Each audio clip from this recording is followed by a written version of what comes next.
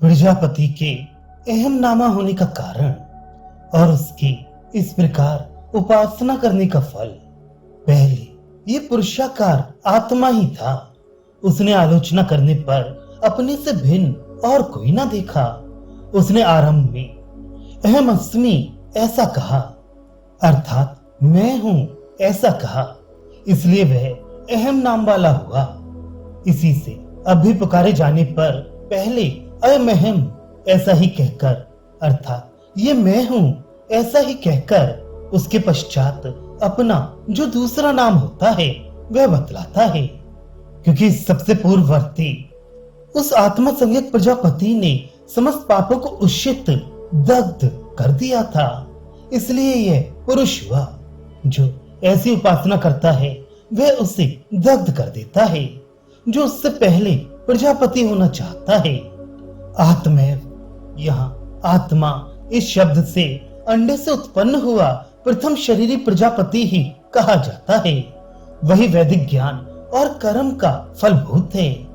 ऐसा क्यों है? क्योंकि ये शरीर आदि भेद समुदाय उस प्रजापति के शरीर से अभिन्न है। कारण शरीरांतर की उत्पत्ति से पूर्व आत्मा ही था। वह पुरुष बुद्ध, पुरुष की तरह सिर एवं हाथ पैर आदि लक्षण वाला विराट पुरुष था।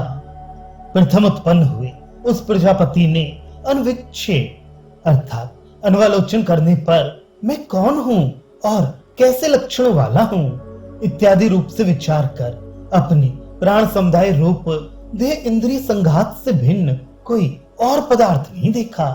केवल अपने को ही सर्वात्म रूप से देखा तथा पूर्व जन्म के वह मैं सर्वात्मा प्रजापति हूँ।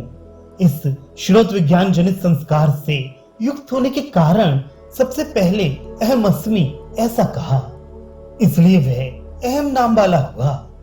उसका श्रुति प्रदर्शित ही अहम ये नाम उपनिषद आगे बताएगी।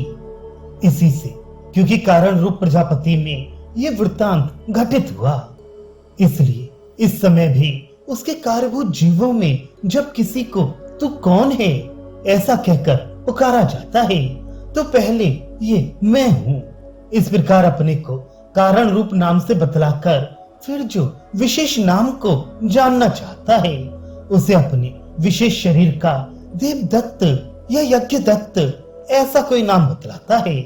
अर्थात जो नाम इसके विशेष पिंड के माता पिता का रखा हुआ होता है उसे बतलाता है। उस प्रजापति ने अपने पूर्व जन्म में साधक अवस्था में सम्यक कर्म और ज्ञान की भावना के अनुष्ठानों द्वारा इस कर्म और ज्ञान की भावना के अनुष्ठानों से प्रजापतित्व की प्राप्ति की इच्छा वालों से पूर्ववर्ती अर्थात पहला होने के कारण इस प्रजापतित्व प्राप्ति की इच्छा वाले संपूर्ण समुदाय से पूर्व उष्ण अर्थात दग्ध कर दिया था। किसी प्रजापतित्व के प्रतिबंधक कारण रूप अभिनिवेश और अज्ञान आदि संपूर्ण पापों को, क्योंकि ऐसा हुआ इसलिए यह पुरुष हुआ। पूर्व में पोषण किया इसलिए पुरुष कहलाया।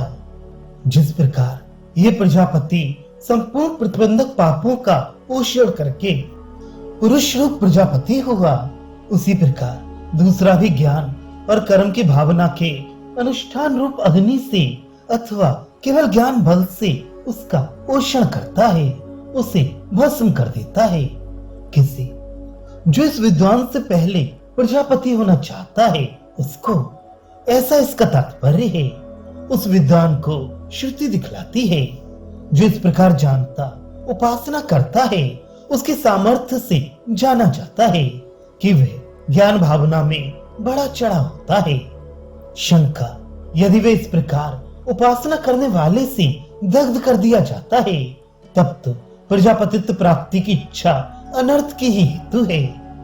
समाधान, ये कोई दोष नहीं है, क्योंकि ज्ञान भावना के उत्कर्ष का अभाव होने के कारण पहले प्रजापतित्व प्राप्त न कर सकना ही उसका दाह है।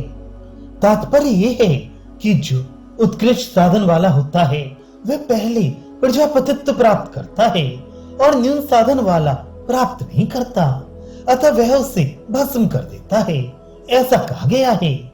उत्कृष्ट साधन वाला अपने से भिन्न न्यून साधन वाले को साक्षात जला ही डालता हो, ऐसी बात नहीं है। जिस प्रकार लोक में किसी मर्यादा तक दौड़कर जाने वालों में जो पहले मर्यादा पर पहुंचता है, उसके द्वारा दूसरे लोग दग्ध से होकर अपने सामर्थ्य हतोत्साह हो जाते हैं, उसी प्रकार यहाँ समझना चाहिए।